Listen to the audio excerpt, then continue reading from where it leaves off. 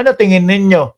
Kaibigan din nila si Joel Villanueva, mga bossing. Ano sa tingin ninyo ang kahihinatnan nitong hearing na ito? Pangalan dahil sa lumalabas dito sa pagdinig ng Blue Ribbon Committee at doon sa privilege speech ni Senator Lacson ay yung inyo pong District Engineering Office ang naging notorious, no, sa Bulacan. At na-confirm din po at inamin din po ni Secretary Bonoan na meron ho indeed na lumalabas na ghost projects. Ang katanungan ko lang, Mababaliwala ho itong hearing na to, mga bossing. Sabi ni kabayan ko, kapatid ko, Noli de Castro, circus hearing. Mababaliwala ho yan pagka nag-umpisa na po yung independent body. No? Sabi ni Wilfreda Bonacqua. I-like nyo daw muna. Ilan ba like? Ilan ba? Aba, 1,000 tayo dito tapos 332 ang ating like. Baka DDS o mga Diskaya, taga-suporta ng Diskaya yung iba dyan. Ano? Po dito, narinig nyo ba na meron pala totoo ba na merong doon sa inyong terminology, doon sa inyong distrito na merong mga proyektong pang-sports at merong pang-pamilya? Wow. Mga batang 90s, labas dyan, mga batang 90s. Naalala nyo yung advertisement na yon. Hindi lang pampamilya, pang-sports pa. Alcohol yun ah. Narinig nyo na ba yun? Your Honor, Chair, parang hindi ko po mag-gets yung pang-sports saka pang-pamilya po eh.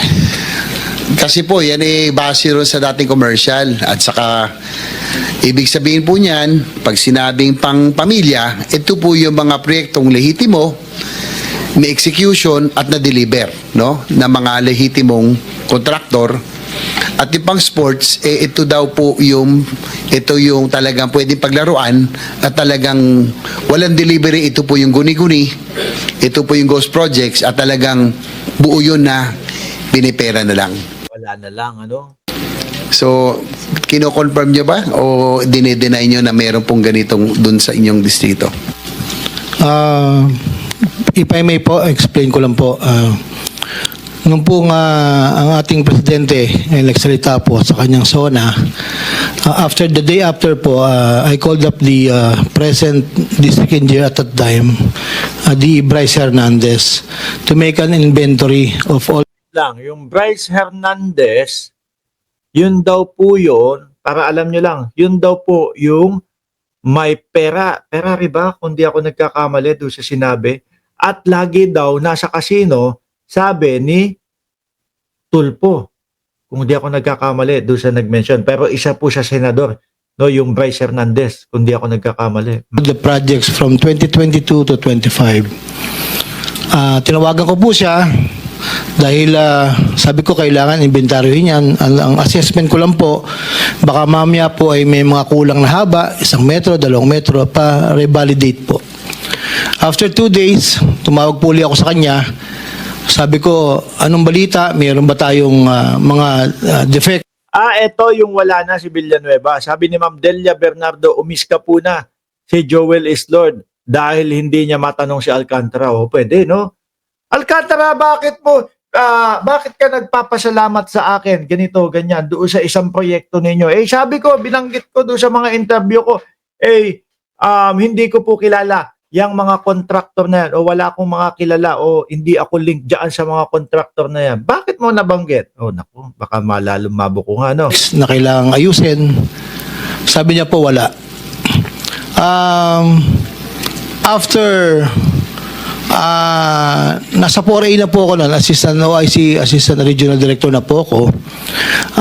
Nagpa-Zoom Kailan meeting. po kayo lumipat ng 4A? June 16 po, 2025. So, magmula noon, si Bryce Hernandez na ang district engineer ng First Engineering District Office sa Bulacan, tama? Yes po, Your Honor, Mr. Chair. Sige po. Mamaya po, Mr. Chair, tatanungin ko rin si Bryce Hernandez dahil mukhang wala na ho siya yatang planong sumipot, no? Dahil I think you have given ample time, Mr. Chair, that for him to show up, no? Nakasabina na po siya ngayon, and nag-ano ng contempt. So I suggest that the warrant of arrest be issued on Bryce Hernandez and JP Mendoza dahil ito daw po yung mga notorious na talagang involved at mukhang wala na silang plan. Sabi ni Tulfo, naka-Ferrari at meron pang isang sasakyan na mamahalin, yung Bryce Hernandez. At lagi daw, no? Base, baka mamaya mali ako dahil inaantok na ako, lagi daw nasa casino. Ano na sumipot dito? Sige po, ituloy niyo po, Dean Opo, thank you po. Henry Alcantara. Nag-Zoom-meeting po kami. Pinatawag ko po lahat ng mga dating kasamahan ko para po kaharap po sila at bine-verify ko po sa DE, OICDE, Bryce Hernandez, meron ba tayong mga findings sa mga defects? Sabi niya po, wala. After the meeting po, isang kaupo lang po na construction chief. Baka walang aayusin. Baka walang aayusin kasi wala naman talaga yung project na yun. Ang nagpunta po sa akin, dalawa po actually, si Engineer Galang, ang hepe po ng planning. At nagsabi sa akin na, boss, parang meron kaming nakikita na posibleng wala po.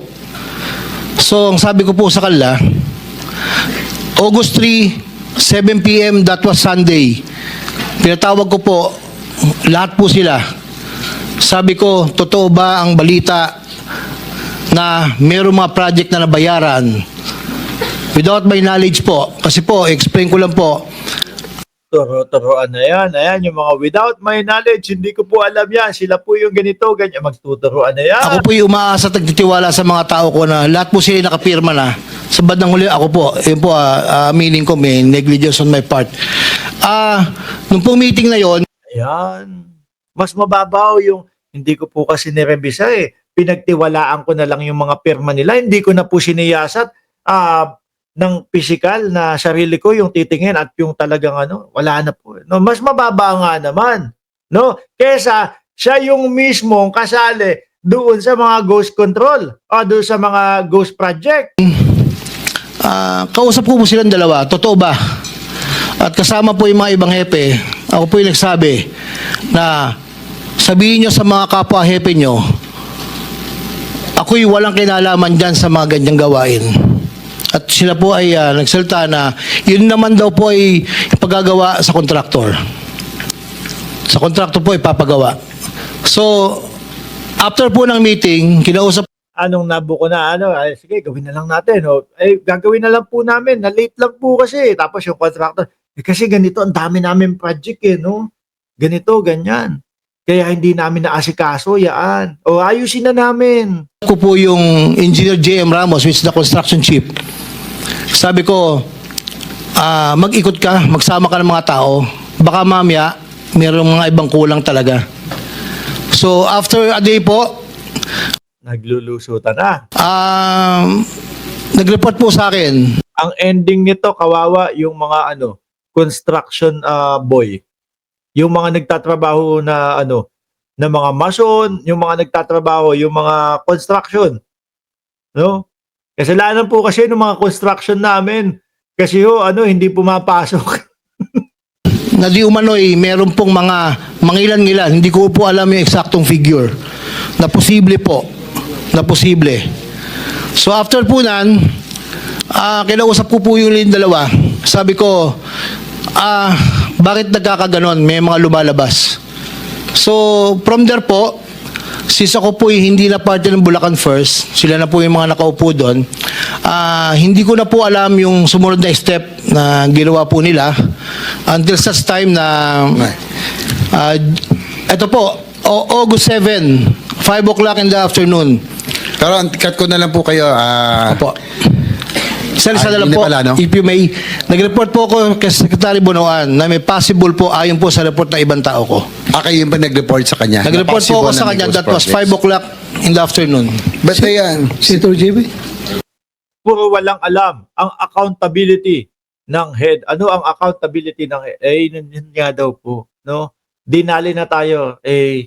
Aminado naman po ako na may pagkukulang ako dito kasi nagtiwala na po ako doon sa mga pirma ng mga nasa ilalim ko na nasiyasat nila. So ngayon, since siya nagmumukha ng lalabas, no? Eh, may pagkukulang ka. Opo, pero hindi ako kasali diyan. Mas mababa na yung kanya. Magkakaturuan naman po doon sa ilalim. O bakit mo pinirmahan ito? Wala namang proyektong natapos. O bakit kinomplete nyo nito? Wala namang proyektong natapos. Ganun. Magkakaturoan na. Mas maigi po talaga mga kababayan, mga boss, chief, amo, sir.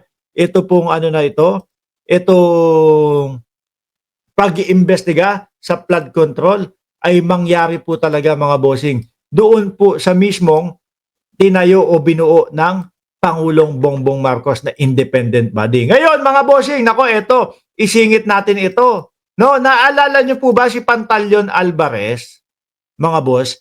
Kung naalala nyo si Pantaleon Alvarez, mga kababayan, naalala nyo din yung ibinuko siya, no, ng kanyang anak. Binuko si Pantaleon Alvarez ng kanyang anak. Bakit daw ho, mga bossing? Nako, nagpatayo ng mansyon. Oh, hindi ho sa akin lang galing ito, ha? Mismong galing ho ito doon sa kanyang anak, nagpatayo ng mansyon. Isa din si Pantaleon Alvarez doon sa kasama, doon sa mga mautog ng dating Pangulo. Siya din yung sumisigaw, mga bossing, ng magtanggal na ng suporta